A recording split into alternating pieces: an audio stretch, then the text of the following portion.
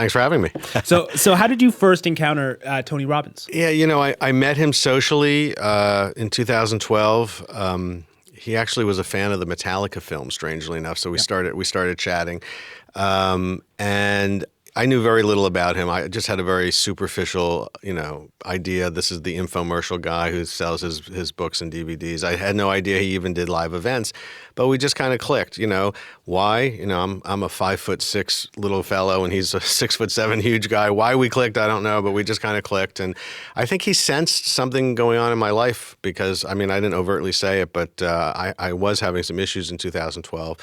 I won't bore you with the details, but I had some personal issues going on, and so he invited me to go out to one of his seminars. Mm-hmm. And I'm a really busy guy. I'm not a seminar guy. I'm not a touchy-feely guy. So the idea that I was going to get on an airplane and fly across the country and attend one of these seminars, as I was getting into the car, as I was getting on the plane, as I landed, as I got into my rental car, I kept wondering, why am I doing this? But I went, and within, the first break, after about 2 hours, I didn't walk. I ran for the exit doors, all of my red flags going off, thinking, oh my God, I've got to get the hell out of here. This is not for me. I called my wife and I said, look, I don't want to insult the guy. He's invited me out here, but what's my exit strategy? I can't possibly stay for 6 days. And my wife, bless her heart, said, give it another 24 hours. You went all the way out across the country. So I stuck it out. And on day 2, there was a particular exercise, a guided memory exercise relating to your childhood that just brought me to tears in a way that I hadn't, I'm not a crier either. And I was deeply in tears in a way that I hadn't been in.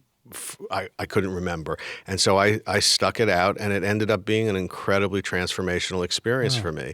Not everything about the program everyone's going to like, including myself, but overall, it really deeply challenged some long-held beliefs of mine and gave me some tools to make me a more happy, well-adjusted person. And I just decided that I wanted to share that with people. So like a lot of my films, I've looked into the dark side of a lot of bad things like prosecutorial misconduct with the West Memphis 3 or pollution in the Amazon by oil companies and crude. I guess you could say I've made a lot of feel-bad movies. This is my feel-good movie where I wanted to just share a very positive experience. And I know some people will be very cynical about it, and the haters are going to hate no matter what. And the Tony Robbins fans, I could put up just black on screen and put his voice underneath it, and the Tony Robbins fans will go crazy. It's the people in the middle like me who might have a misperception about self-help or about Tony, who might not understand what he's about.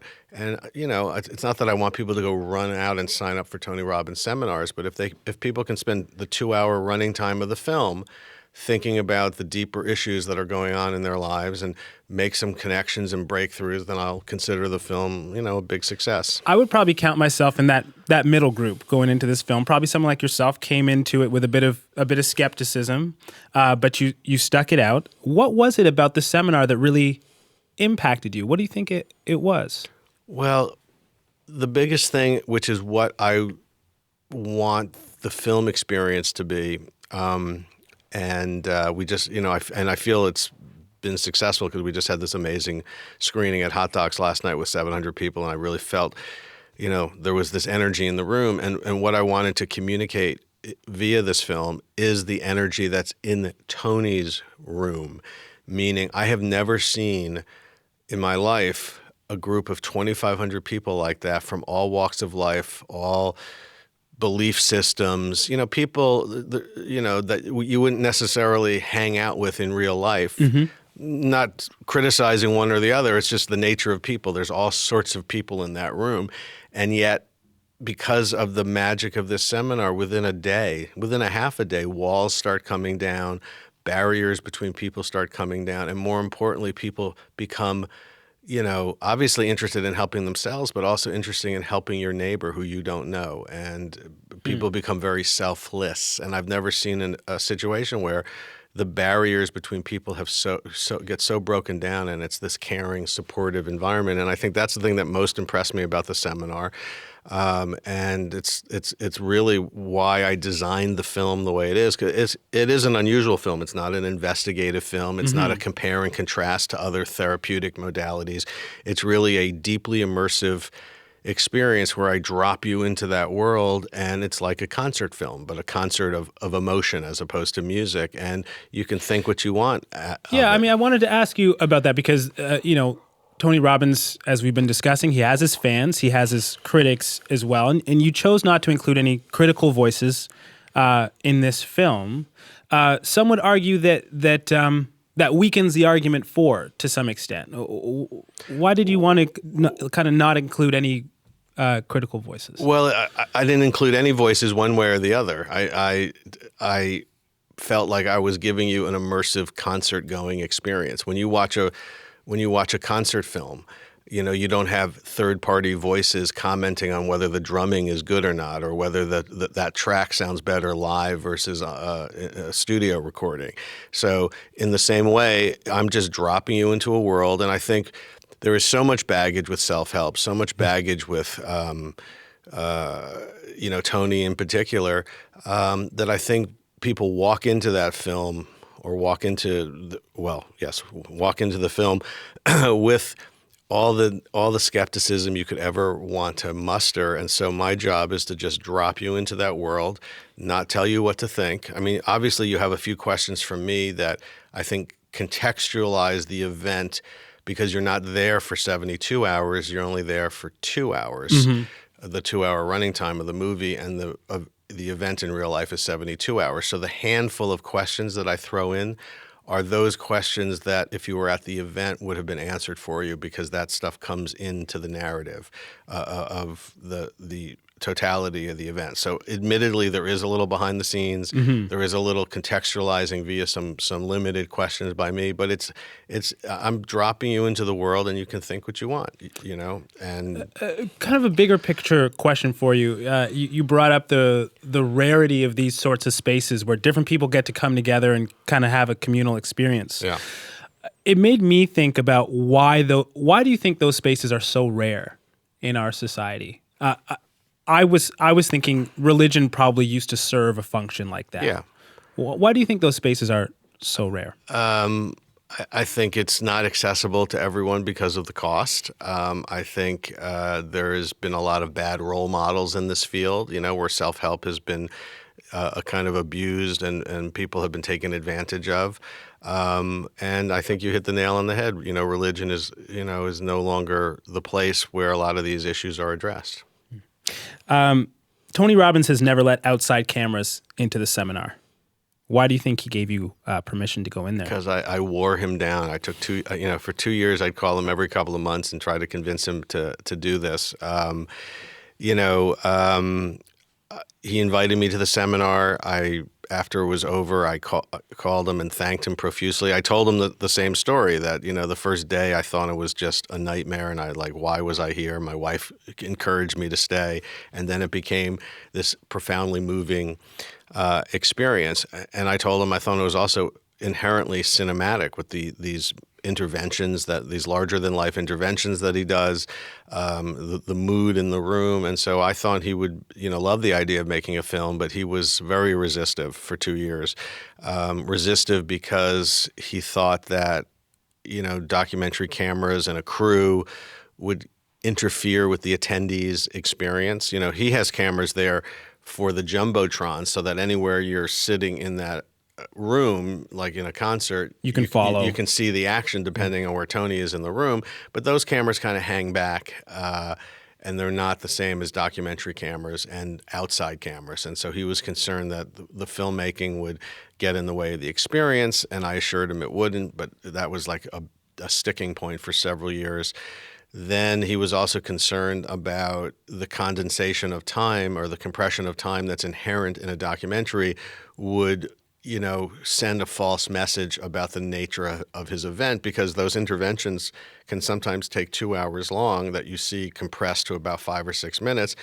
And that, I showed him a bunch more of my films, and I said, look, that's the nature of documentary. Paradise Lost, is 5 weeks of trial condensed to only about an hour of screen time. And so you're trusting the filmmaker to reach the emotional truth of a situation. All filmmaking is a compression of time, and therefore, you're not going for the literal truth of an event, but the emotional truth of the event. And I convinced him on that point. The point that took longer to convince was how do you not interfere? How do I feel comfortable that you're not going to screw up this event for people who wait all year for it and pay good money? So I said, look, I will take the risk. I will bring my crew. The moment you think we are in the way, just pull the plug and it's my loss. And so he said, okay, if you're willing to even after the first half hour, walk away from this. If I tell you you're getting in the way, then let's try it. And so he did. Did you have to give him creative control in the end or anything like that? Zero. I mean, I wouldn't do the film unless I had final cut. You brought up the interventions, and there's a moment in the movie that's received a lot of attention. Robbins is talking to a woman who's uncertain about her boyfriend, and Robbins sort of suggests that she call the boyfriend on the phone and break up with him in front of the audience of a few thousand people. What did you think of that moment? Well, the thing that blows me away about Tony and why I thought this event was inherently cinematic are precisely moments like that, because and I ask him in the movie, you hear me ask, are you ever afraid of giving the wrong advice? Because there are moments where he takes action where you think, oh boy, this could backfire. Oh, that may not be the right thing. And yet somehow it provokes people to make the change in their life, and it works. And the interesting thing about that story is even though the audience thinks they're going to break up, by the end of the film you learn that they actually decide to stay together but see things in a new way. So the question is, was that a failure on Tony's part, or was Tony helping this couple get to a deeper understanding of how to relate to one another? There's also people in this film and attendees that are having really serious problems. Some are even suicidal. Tony Robbins is not a psychologist or a doctor. How do you feel about the ethics of that? Is it ethical for him to be working with people in these really extreme circumstances? The range of people and the range of problems that people have, is pretty extraordinary. The level of pain that people walk around with and the level of pain of people who are there is pretty fascinating, but there's also people there who are there to achieve and get to the next level, and they're not suicidal. So I agree it's a thorny question about whether he has the experience, to handle these kinds of issues. But, on the other hand, he has never lost a suicide. He's had, this happens at every Date with Destiny, and he's done, well over 70 of them, where a handful of people stand up and they are suicidal, and he handles suicides outside of Date with Destiny. There are a number of people who go to him because of that situation. So I can't rule on the ethics of it, but he's a guy who's helped a lot of people and has never lost somebody in that situation. Another bigger picture question for you. You said this is a feel-good movie in your own catalog. Yes. And I read you said that you wanted to make a feel-good movie also in response to a lot of the documentaries you were seeing out there. Yeah. What do you see in the landscape of documentary films, and what does that tell you about where documentaries are at and where our culture is at? Yeah, and look, I've made a lot of these kinds of films, so when I talk about this, what I'm about to say, I'm not being critical of it because I'm part of it. But, I was a juror at a big documentary festival in Amsterdam called IDFA, the International Documentary Festival of Amsterdam, and I was a juror there and had to watch like 5, 6, 7 movies a day. And the main venue is a giant multiplex with 4 floors and like 18 screens, and after seeing 2 or 3 films, I came out and sat in the central food court to have a sandwich because I couldn't bear to see another feel-bad documentary about something in the same day, even though I had to. I was on the jury, and I kind of looked up and I felt like I was in a New Yorker cartoon because, To my right was a long line for the campus rape documentary. And then right after that was a long line for the latest, police brutality documentary. And the next line, the latest corporate polluter documentary. And, I just kind of laughed to myself at where documentary has gone, which is specifically, I think, documentary today has become synonymous with kind of takedown pieces about the latest, social ill or corruption. And look, as I said, I've made many of these films, and I think because of the gutting of print journalism and because of the corporatization of television, where a lot of stories aren't touched by network news divisions for fear of offending advertisers, a lot of the important social issue reporting of our times is being done by documentarians. So that's an important function. But the documentary form does not just have to be, negative takedown pieces exposing the latest ill. And again, I don't say that lightly because I think it's an important function. For this film, I just wanted to do something different with the form. I wanted to inspire people to, take a look at their lives and maybe, and this is very Pollyannish, and I don't really expect my film to achieve what I'm about to say, but the impulse to make it was, if we all feel more connected to ourselves and more fulfilled in our life, and if we all feel more connected to one another as fellow human beings, which is what this seminar, I think, at the end of the day does. It helps you feel more connected to yourself and to other people, and to make you appreciate and be grateful for the things you have in your life. I think if more people felt this way, maybe there would be less social ills and problems for documentarians like myself to point our cameras at. But don't worry, my next film is about genocide, so I'm back to the old way of making films. Unfortunately, just have time for one more question. I want to get back to Tony Robbins here. What motivates the motivator? What did you learn about why Tony Robbins does what he does, and also, if you have time, how he got so good at what he does? Yeah, all good questions. I think one of the things I learned from making this film is that he is truly committed to helping people. I mean, he's driven by this mission, this sense that he has a gift that he can share with people. And some people may look at that cynically. Yeah, he charges money, but if you actually if you crunch the numbers on Date with Destiny, the cost to put on the show and all that, he's not really making that much money. And he's a guy who can walk into a corporation for 2 hours and get many millions of dollars for the same kind of advice. So the physical demand of doing this 6 days a week times 12 hours a day, where he's just on stage, I think he's just, what motivates him is this mission to help people.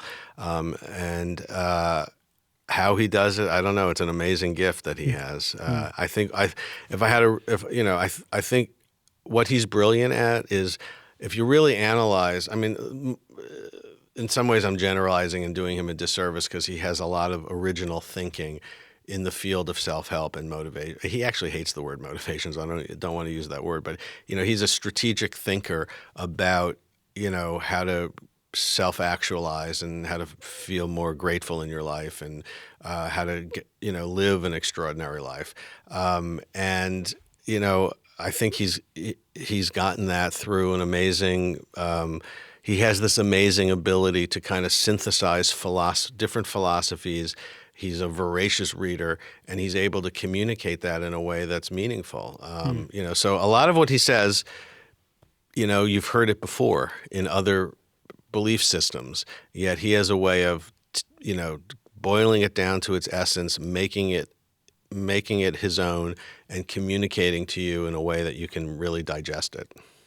So it's kind of talent as a communicator, but also he has this intellectual kind of ability, very unique insights, and it's kind of a combination of both. I would say so, yeah. Thank you. All right, cool. Thanks.